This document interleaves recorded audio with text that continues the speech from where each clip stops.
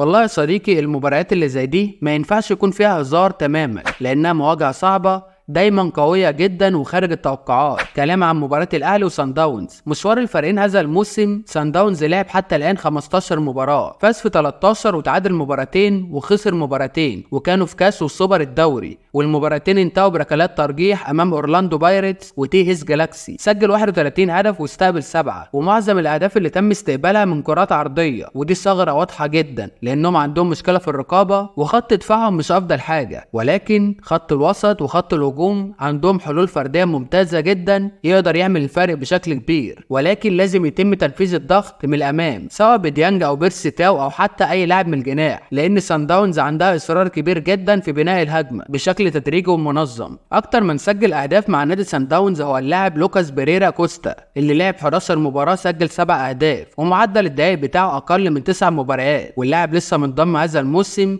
ومقدم اداء ممتاز جدا. اما اللاعب الثاني هو بيتر شالوليلي، اللي لعب 9 مباريات وسجل 5 اهداف. اما اللاعب الثالث هو الجناح اليمين لسيبا نوكو، لعب 9 مباريات سجل 3 اهداف. ورقميا دول اهم لعيبه في الفريق في الوقت الحالي، ولكن مارسيلو أليندي لاعب خط الوسط اللي تشيلي لاعب مميز جدا ويقدر يعمل الفرق بشكل كبير برضه. ورغم ان اللاعب سيمبا زواني مش مقدم افضل حاجه، ولكنه برضه لاعب خطر ويقدر يشكل خطوره كبيره على مرمى النادي الاهلي. لو اتجهنا دلوقتي لاحصائيات النادي الاهلي من بدايه الموسم، فهو لعب 8 مباريات، فاز في 5 وتعادل في 2 وخسر مباراه واحده فقط. المباراه اللي كانت امام اتحاد العاصمه في كاس السوبر الافريقي، الاهلي سجل 20 هدف واستقبل 5، منهم 3 اهداف من كرات عرضيه. اكتر من سجل في الاهلي بيرسي تاو 5 اهداف، واكتر من صنع امام عاشور 3 اهداف. توقعات التشكيل الاهلي في ظل غياب امام عاشور وعبد القادر، مارسيل كولر هيلعب بطريقه 4-3-3 وده الطبيعي، ولكن بفضل طريقه لعب 3-4-3 لانها طريقه مميزه جدا سواء دفاعيا او حتى هجوميا، وبيكون فيها تحولات كتير تقدر تخدم النادي الاهلي، وفي اكتر من لاعب يقدر يلعب ليبرو في طريقه اللعب دي، سواء رامي ربيعه او حتى هاني